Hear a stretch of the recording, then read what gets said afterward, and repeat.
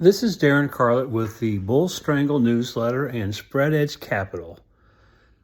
This is a performance review for the Bull Strangle newsletter strategy for the week ended August the 29th. This is a brief overview of the strategy. As an introduction, this strategy entails buying a stock and selling both a covered call and a cash secured put, or what some call a naked put, both of which are out of the money. The goal is to earn option premium while maintaining controlled stock risk. Here you see kind of how the trade is constructed. You can see that we're buying stock in 100 share increments, and then we are selling a call above and a put below. The range in between is kind of a style thing. People may want to keep this tight, which gets you more option premium, or you get a little looser and have the opportunity for more stock upside. The strategy combines three strategies into one single position. Obviously, the long stock, which allows you to participate in price increases. You have the covered call, which limits upside potential in exchange for receiving premium. And then you have the naked put, which generates income while creating an obligation to purchase additional shares. Now, I have 5 videos on YouTube that describe this strategy in more detail.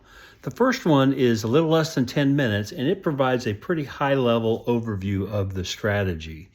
And then there is a 4-video series that covers all the topics below.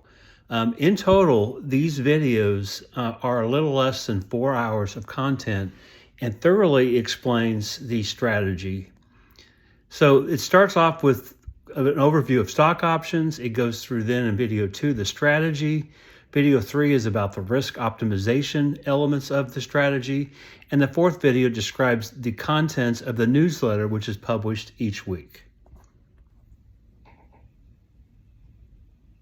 You can find these videos on YouTube and search for SpreadEdge Capital. This provides a high-level overview of the core elements. Obviously, the most important part of the strategy is to pick quality stocks.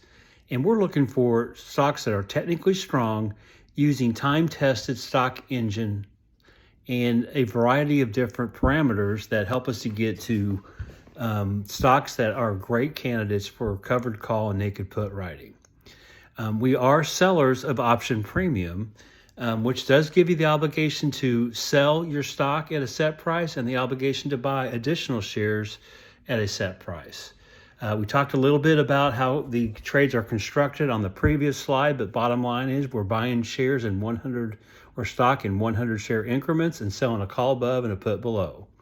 We're leveraging a weekly option cycle where we are on Monday placing trades that will expire 4 Fridays later.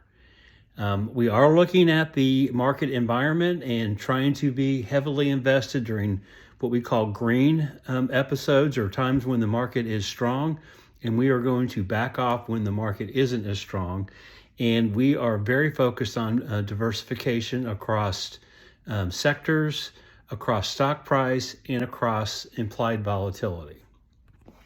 So that's a real quick overview of the strategy. As mentioned, you can go to my YouTube channel, SpreadEdge Capital, to get a lot more detail on the elements of the strategy. So we start the performance review by looking at the overall market environment. And you can see here that the stock market has been in a pretty strong upturn for most of this year. We did get a pretty big decline there in mid-March to early April, but the market has recovered pretty nicely since then. During last week, we did decrease 0.1% on the S&P 500, and that's our benchmark for all of our tracking. And that was led largely by a pretty big drop on Friday of 0.6%. All right, when we start talking about the different variations, I think that I tried to design this in a way that really simplifies thinking about all the different components of these different variations. Bottom line is you can trade up to 8 different strategies, which, accommodates a very wide range of risk profiles. So there's really 4 strategies, but you can also add protective puts to any one of them, which then doubles it to 8. Now, the way I like to think about this is that there's really just 5 different components that are used throughout any of the strategies, right? The first is buying stock in 100 share increments. And then there is selling a call above the strike. There's selling a put below the strike. There's buying a put below the sold put, which turns that naked put into a put credit spread. And then there is buying a SPY, which is a S&P 500 or a QQQ protective put, which kind of protects the broader portfolio, not an individual stock. Now, as you go through this, these components are the same no matter what your strategy is. So, for example, every strategy includes the green block, which is the stock, okay? And then the others become a little bit interchangeable, right? So a covered call naked put would include the green, blue, and yellow blocks, and so on. And you can see how you just add these different components to change the strategy up. This building block concept is covered in detail in the videos, but for the purposes of this review, I want to kind of give you a very high-level overview. Bottom line is I'm tracking a number of different variations so that people can, alter the strategy to fit their risk tolerance profile. But when I'm reviewing the performance, I'm only going to focus on the core strategy, which is listed here as the number 1. It's the covered call naked put.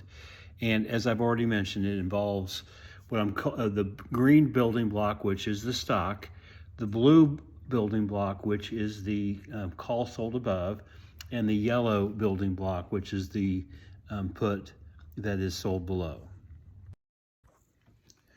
Okay, now we're going to get into the open trade summary. And just a reminder that this summary is for the entire watch list that was posted in the newsletter. Now, I'm personally going to be choosing 5 of these stocks for my personal account, but for the purpose of the newsletter, I'm going to be tracking performance on every stock that's on the watch list. Now, as we go through this, I'm going to just focus on the covered call naked put column.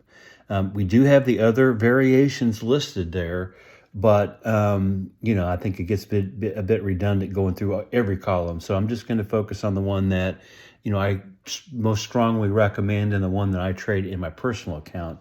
Now, that covered call naked put column is just a sum of the green, blue, and yellow columns, right? So we're taking the stock, the covered call, and the naked put, adding them together to get to the total profit summary. Now, for this particular week, you can see that we had 20 trades. The trade win rate was 95%, and the stock win rate was 90%. So both of those very, very strong. But look at the average stock gain, 13.4% compared to the S&P at 1.1%. Now, our trade gain percent was actually less than the 13.4 because we were capping our gains. Now, you will see this from time to time, but as we get through some of the other sites, you'll see that this is kind of an aberration because the stock gain was so great. All right, one thing I need to point out at this point, for all of these open trade summaries, I am purposefully excluding the time value of the call and put option premium. And the reason for this is that I have every intention to hold these trades to expiration. And of course, at expiration, there is no time value. So this approach does reinforce that selling options and selling premium has a huge advantage because you begin every trade with a gain. In fact, the option premium you're receiving does lower your break-even point pretty considerably. So it really takes a pretty dramatic drop in the stock in order for each trade to be a loser.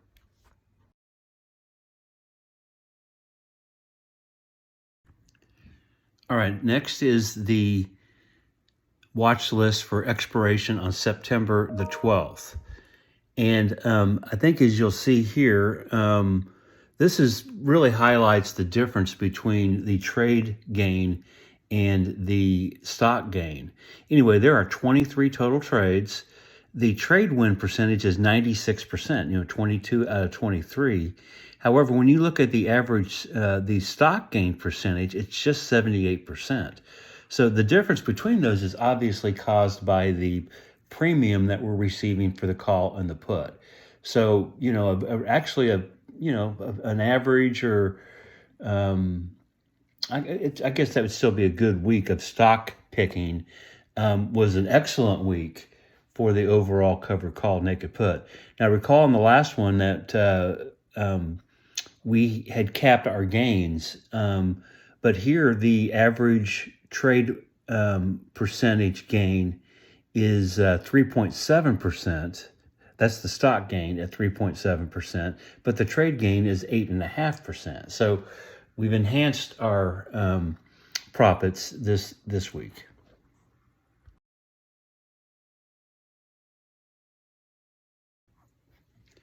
All right, here is the watch list for the September 19th cycle. Now, this would have been opened just last Monday, so this is only traded for 5 days. For this cycle, we have 20 trades on the watch list. The win rate was 20%, but notice that the stock win rate is just 60%. So that extra premium that we receive for calls and puts really enhances the returns here. We did beat the S&P, our benchmark, with a 1% for the stocks compared to a negative 0.1, and our average trade gain was 6.5%, so quite a bit better than the S&P. Notice on the worst 3 trades is Etsy at negative 21.1. Now, this was also listed on the September 5 expiration cycle, so you will from time to time see the same stock show up week after week after week.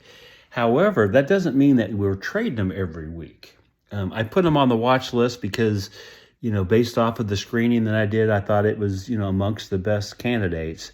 It clearly has turned out not to be such a great trade, but I would only be trading this one time, not every time it shows up on the watch list. In fact, I'm never going to double down on a stock that's on the watch list. Okay, that completes kind of the open trade summary.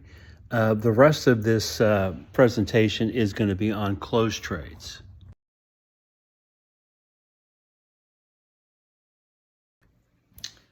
Okay, so here is the August 29th expiration, which would have obviously expired this past Friday. And so this is a closed trade summary. Our total trades for that week was 20.